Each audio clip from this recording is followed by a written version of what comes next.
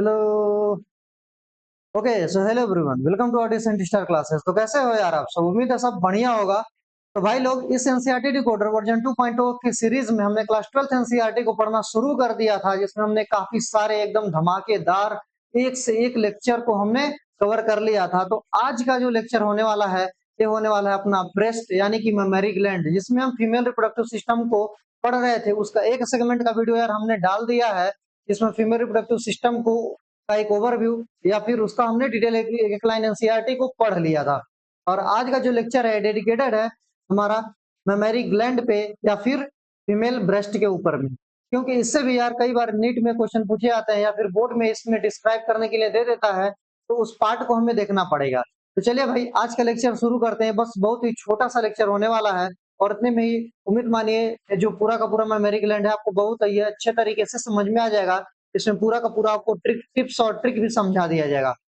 चलो भाई, बिना समय बर्बाद किए अपना लेक्चर शुरू कर देते हैं। तो देखो यार, जो पिछले लेक्चर में हमारे साथ पढ़ रहे हैं और शुरू से हमारे साथ लगे हुए हैं, तो उनको एनसीईआरटी पढ़ने में ना ही कोई तकलीफ हो रही होगी और ना ही कोई एनसीईआरटी का लाइन ऐसा होगा जो आपको रटना पड़ रहा होगा।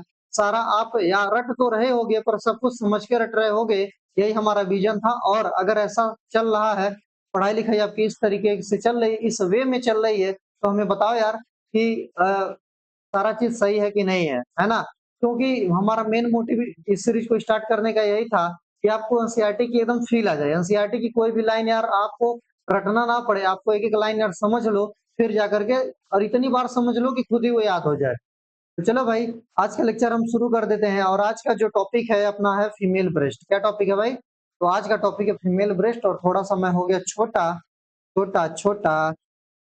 देखो भाई, फीमेल ब्रेस्ट में क्या पढ़ना होता है? तो बेसिकली जो मिल्क का पाथवे है, क्या बोला? जो मिल्क का पाथवे है, बस इसी को पढ़ना होता है। अगर ये चीज हम पढ़ लेते हैं तो खत्म हो जाएगा यहीं पे। तो मिल्क का पाथवे हम एक सेकंड में भी लर्न कर सकते हैं, ठीक है ना?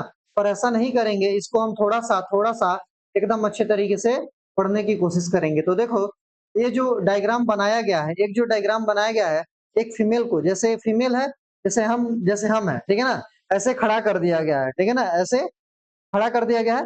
फिर बीच से एक लॉन्गिट्यूडनल, इस बीच प्लेन से मतलब यहाँ से ऐसा एक लॉन्गिट्यूडनल प्लेन कट कर दिया गया। समझ में आया क्या? यहाँ से एक लॉन्गिट्यूडनल, जैसे कि पेन है, इसको हम एकदम यहाँ से ऐसे कट कर देते हैं, ठीक है ना? सीधा सीधा में हम ऐसे देख रहे हैं इस साइड से, तो यहाँ पे एक लॉन्गिट्यूडनल प्लेन कट कर दिया गया है। और जब लॉन्गिट्यूडनल प्लेन कट करेंगे तो इस तरीके का हमें डायग्राम देखने के लिए मिलेगा ह्यूमन ब्रेस्ट का, ठीक है ना? फीमेल ब्रेस्ट का, मेमोरी ग्लैंड का।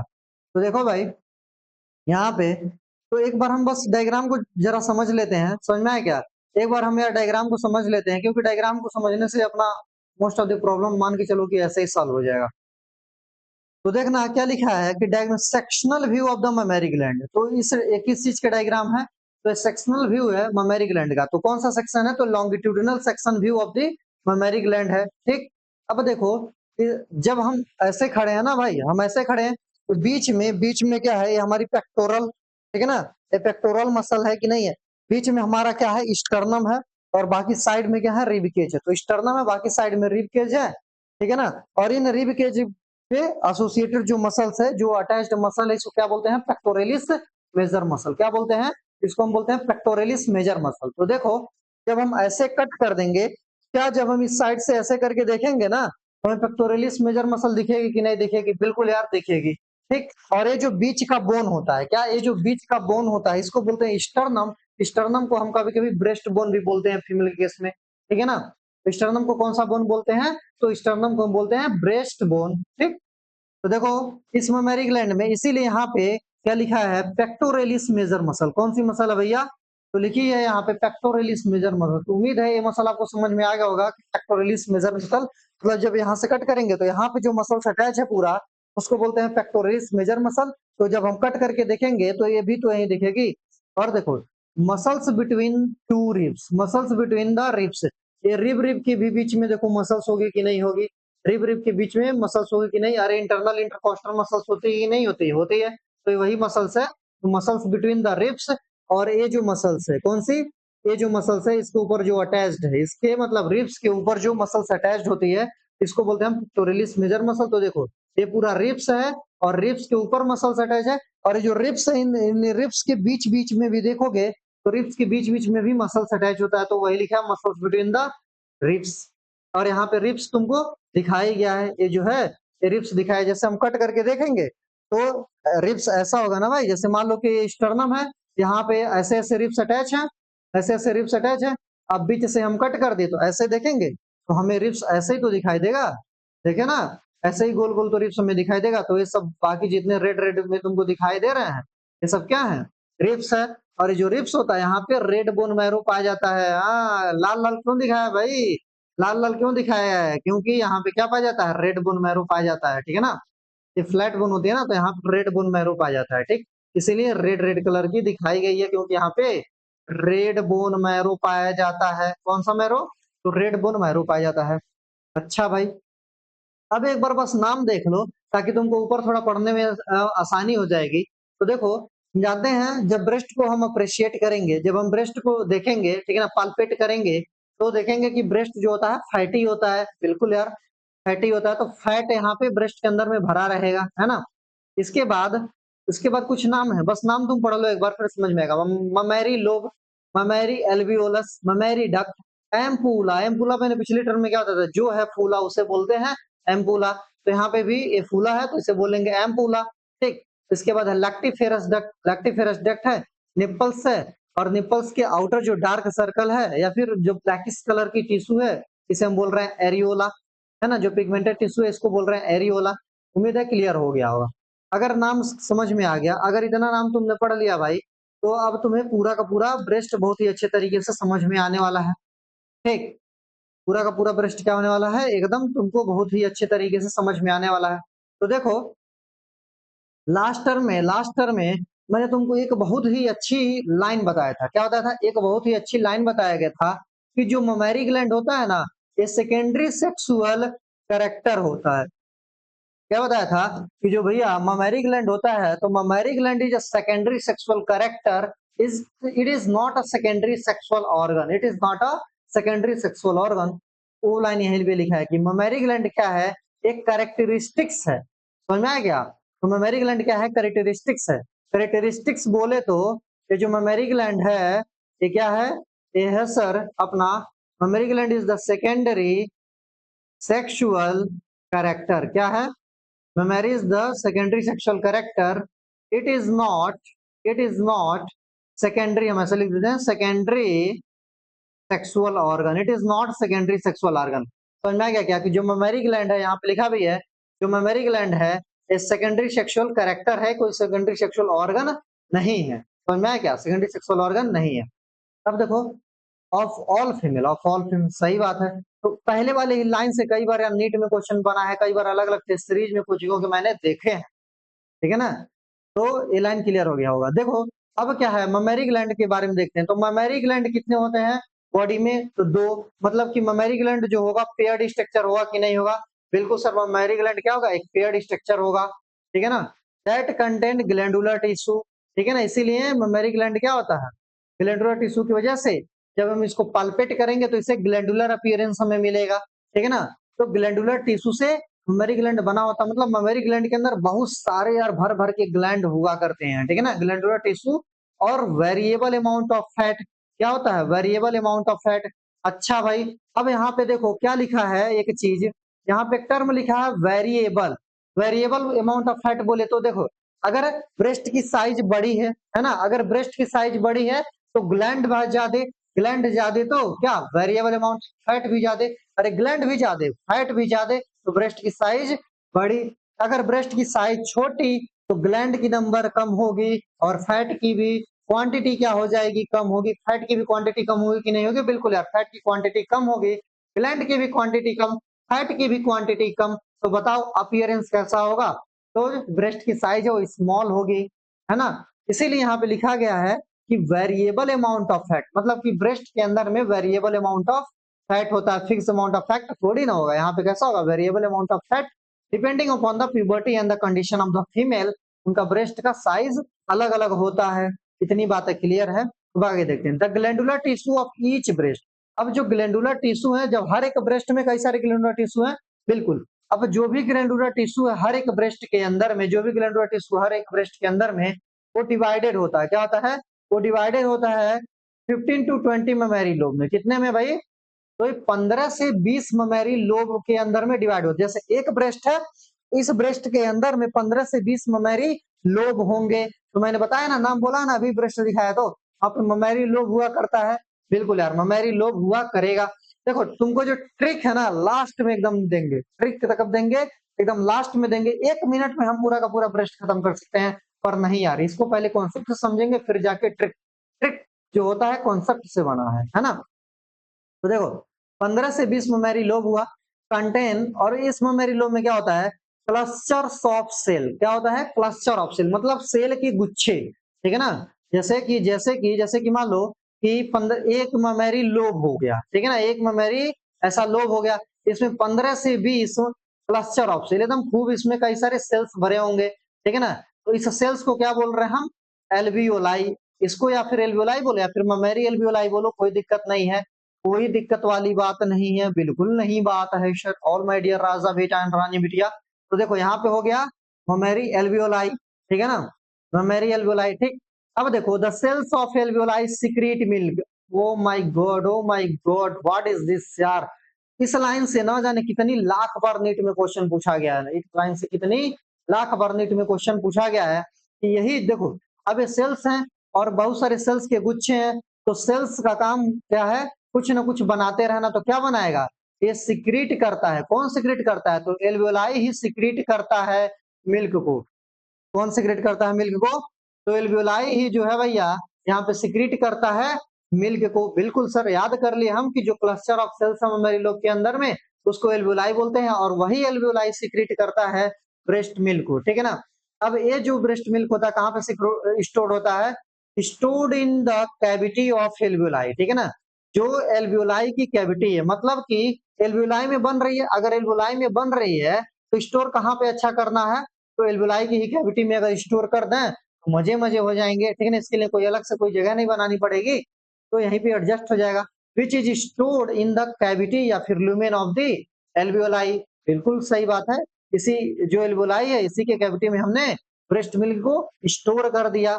अब अगली बात क्या है? अगली बात क्या है कि अब ये जो एल्वियोलाई है, अब एल्वियोलाई भी तो कई सारे एल्वियोलाई मिलके कहीं खुलेंगी। तो एल्वियोलाई हो खुलता है एक पतले से ट्यूब में। एल्वियोलाई किसमें खुलेगा? एक पतले से ट्यूब में। ठीक है ना। किसमें खुलेगा? तो एक पतले से ट्यूब में, जिसको बोल रहे हैं हम ममेरी ट्यूबुल। ठीक है ना, ममेरी ट्यूबुल। ठीक है ना। अब देखो कई सारे ट्यूबुल मिल करके, कई सारे ट्यूब्यूल प्लस ट्यूबुल, मतलब कई सारे ट्यूबुल मिल करके एक डक्ट का फॉर्मेशन करते हैं। क्या फॉर्मेशन करते हैं? एक डक्ट का फॉर्मेशन करते हैं। अरे याद हो जाएगा कि नहीं याद हो जाएगा? याद कर लेना। ठीक है ना। कि कई सारे ट्यूबुल मिल करके क्या बनाते हैं? एक डक्ट बनाते हैं। डक्ट देखो, ट्यूबुल मतलब एकदम छोटी छोटी नली, डक्ट की मतलब थोड़ी सी मोटी नली। ठीक। तो कई सारे ट्यूबुल मिल करके क्या बना देंगे? डक्ट बनाते हैं। एल्वियोलाई ओपन इनटू ममेरी ट्यूबुल, और कई सारे ट्यूबुल मिल करके क्या बनाते हैं? ममेरी डक्ट बनाते हैं। इतनी बात क्लियर है क्या? अब देखो क्या है कि सेवरल ममेरी डक्ट, अब कई सारे डक्ट भी तो ज्वाइन करेंगे, कई सारे ऐसे छोटे छोटे डक्ट भी तो ज्वाइन करेंगे। तो देखो डक्ट जब ज्वाइन करेंगे तो थोड़ा सा और बड़ा हो जाएगा। देखो अगर ये सारे डक्ट ज्वाइन करेंगे, इसका मतलब कि थोड़ा सा इसको हमें और बड़ा करना पड़ेगा। बिल्कुल भैया, थोड़ा सा हमें क्या करना पड़ेगा? और बड़ा करना पड़ेगा। और बड़ा जो कर रहे हैं, जब हम इसको थोड़ा सा और बड़ा करेंगे तो इसको हम क्या बोलते हैं? इसको बोलते हैं वाइडर। अब देखो, अब ये वाइडर मतलब चौड़ा हो गया, चौड़ा हो गया मतलब कि फूल गया। कई सारे डक्ट मिल करके बना देते हैं ममेरी। एम फॉर याद कर लो, ममेरी और एम्पूला। एम्पूला क्या बोले? ममेरी एम्पूला बनता है कब? जब कई सारे डक्ट मिल करके ज्वाइन करेंगे तो यहाँ पे ममेरी एम्पुला बन जाएगा। ममेरी एम्पुला बोले तो जो है फूला उसे बोले हैं एम्पुला। बस एक लाइन को याद कर लो, जो है फूला, फूला उसे बोला है हमने एम्पुला। ठीक है, एम्पुला बोल दिया ना। चलिए भाई आगे, एम्पुला किससे कनेक्टेड? Which is connected. अब आगे जो एम्पुला होगा, आगे क्या होगा? एम्पुला, ये आगे एम्पुला जो होगा चल के कनेक्टेड होगा इसी लैक्टिफेरस डक्ट से। किस डक्ट से? तो इसी लैक्टिफेरस डक्ट से। अच्छा भैया, अब लैक्टिफेरस डक्ट का मतलब देखो, लैक्टोजन। लैक्टोजन को मतलब क्या? मिल्क शुगर होता है ना लैक्टोजन, तो उसी से बना है लैक्टिफेरस डक्ट। अब लैक्टिफेरस डक्ट का मतलब कि जो लैक्टिफेरस डक्ट होगा ये क्या करेगा, लैक्टिफेरस डक्ट कहाँ खुलता है, तो जो ब्रेस्ट की भैया निप्पल्स होती है, जो ब्रेस्ट की ये निप्पल है, जो ब्रेस्ट की निप्पल है, यहीं पे लैक्टिफेरस डक्ट क्या होता है, ओपन होगा, ओपन होगा। और इसी निप्पल के चारों तरफ क्या होता है, फ्रॉम वेयर विच इज, और इसी निप्पल के चारों तरफ हमें एरियोला देखने के लिए मिलेगा, गोल गोल में जो पिगमेंटेड स्ट्रक्चर होगा, ठीक है ना, एरियोला देखने के लिए मिल रहा है। और इसी यहीं पे देखो, अब यहाँ पे लैक्टिफेरस डक्ट अटैच होता है, ये जो मैंने बना रहा हूँ यहाँ पे नली, ये अपना लैक्टिफेरस डक्ट। इसी लैक्टिफेरस डक्ट के थ्रू जो बेबी होता है मिल्क को सक्ड आउट कर लेता है।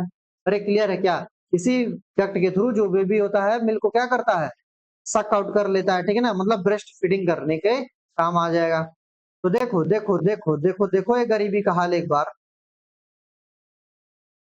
देखो भाई, यहाँ पे अब ध्यान से देखते जाना, ध्यान से एकदम देखते जाना। देखो कई सारे बहुत सारे तो फैट होते हैं ब्रेस्ट के अंदर में बिल्कुल, और वेरिएबल अमाउंट ऑफ फैट होते हैं, ठीक। इसके बाद देखो बहुत सारे ग्लैंडुलर टिश्यू होते हैं, तो हर एक ब्रेस्ट में 15 से 20 ग्लैंडुलर, सॉरी, ममेरी लोब्यूल्स होते हैं। ये जो ममेरी लोब्यूल्स होते हैं, तो ग्लैंडुलर टिश्यू, अब ये जो ग्लैंडुलर टिश्यू होते हैं ये हर ब्रेस्ट के अंदर में क्या बनाते हैं, 15 to 20 ममेरी लोब्यूल्स का फॉर्मेशन कर दिए। अब देखो 15 से 20 ममेरी लोब्यूल आगे मिल करके क्या बनाएगा, एल्वियोलस बनाएगा। क्या बनाएगा भैया, तो ममेरी एल्वियोलाई, तो लोब्यूल मिलके क्या बनाया है, एल्वियोलाई। क्योंकि यही जो एल्वियोलाई है, देखो ये जो पीला पीला पूरा दिख रहा है ना, पीला पीला मैंने भी कर दिया, तो ये तुमको पूरा पूरा पीला दिख रहा है, ये सब क्लस्टर ऑफ सेल है। देखो कितने छोटे छोटे सेल्स के गुच्छे हैं कि नहीं है, तो जहां पे देखो गुच्छा पे तुम्हारा एरो भी लगा है, तो याद कर लेना। और इस चीज को तुम ध्यान से देखो, तो इस चीज को तुम ध्यान से देखोगे, तो देखो यहाँ पे वेरिएबल अमाउंट ऑफ तुमको ऐसे ग्लैंडुलर टिश्यू मिल रहा है, ठीक है ना, फैट है, ठीक। फिर यहाँ पे देखो ममेरी लोब है, फिर यहाँ पे एल्वियोलाई तुमको देखने के लिए मिल गया, ठीक है ना, जो गुच्छे हैं एल्वियोलाई। अब यही मिल्क को सिक्रेट करेंगे, अब मिल्क सिक्रेट कर लिया, स्टोर भी कर लिया, ठीक है ना। ये जो एल्वियोलाई है क्या किया है, एल्वियोलाई मिल्क को, ये जो एल्वियोलाई है ये मिल्क को सिक्रीट भी किया है, तो स्टोर भी किया है, ठीक। अब एल्वियोलाई आगे चल के क्या बन जाएगा, एल्वियोलाई आगे चल के एक पतली पतली नली में, मतलब डक्ट में बन जाएगा। अब डक्ट आगे चल के सॉरी, ममेरी एल्वियोलाई है ना, ये ममेरी ट्यूबुल बनाएगा, ट्यूबुल से फिर डक्ट बनेगा, फिर डक्ट से क्या बनेगा, एम्पुला बनेगा। फिर यहाँ पे फाइनली लैक्टिफेरस डक्ट के थ्रू ये जो लैक्टिफेरस डक्ट है निप्पल्स में ओपन हो जाता है, और एरियोला। एक बार देखना, एक बार मेरे साथ देखना कि जो मिल्क सिक्रीशन का पाथवे है, क्या बोला, जो मिल्क सिक्रीशन का पाथवे है इसको एक बार ध्यान से देख लो। तो पहले होता है क्या, वेरिएबल अमाउंट ऑफ फैट, ठीक है ना। फिर इसी फैट की देन है कि बहुत सारे ग्लैंडुलर टिश्यू बनते हैं। हाँ भैया, ग्लैंडुलर टिश्यू बनते हैं। अब एक ग्लैंडुलर टिश्यू हर एक ममेरी लोब के अंदर में 15 से 20 ममेरी लोब में डिवाइड होता है। ये जो ग्लैंडुलर टिश्यू है हर एक ब्रेस्ट के अंदर में 15 to 20 ममेरी लोब के अंदर में डिवाइड हो जाएगा।